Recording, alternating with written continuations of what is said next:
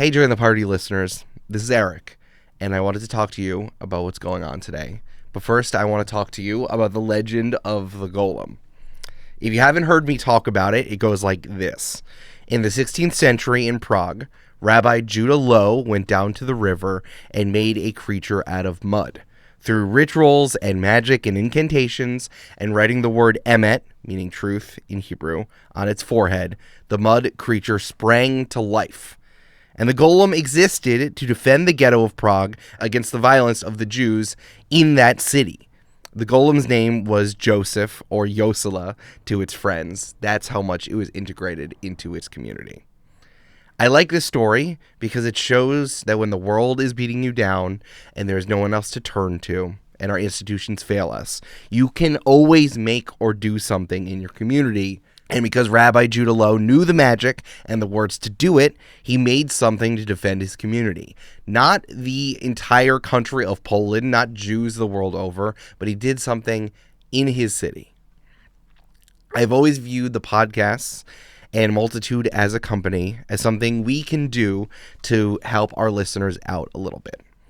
Sure, it isn't stemming the tide of the world. Podcasts can't save the world, but I'm doing something to defend my community, my patch of the city. And I'm promising you that we will continue to do that. We made a promise to you since Spirits began in 2016 and Join the Party began soon after that we will put episodes out every single week. That is the relationship that podcast creators have with their listeners. You want us to put it out when you know we say we're going to put it out.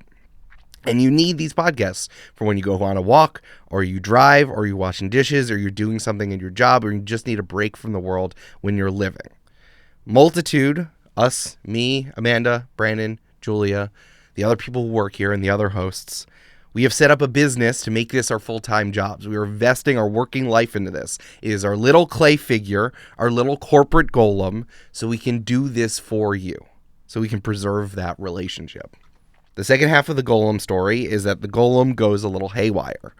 Either the rabbi forgot to turn the Golem off for Shabbat, where you're not supposed to work, and then it became unholy, or the Golem falls in love and gets rejected and doesn't know how to deal with it, or it just kind of happens. But in all three of the versions of the story, the Golem freaks out and destroys everything, and the rabbi needs to deconstruct the Golem and put it away. We have to do better than Rabbi Low.